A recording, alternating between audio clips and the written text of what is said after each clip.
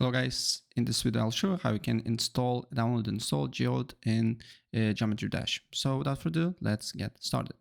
First of all, you need to open a browser and then you just need to write Geode Geometry Dash. Click the link that says geode-sdk.org.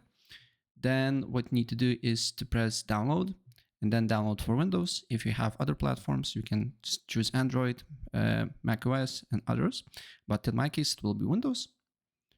And after it's downloaded, I can click the installer, press OK, press next, agree, next, install, and wait until installation process is done.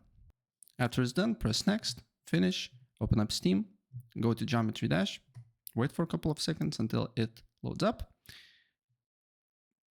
And as you can see here, Geode is here.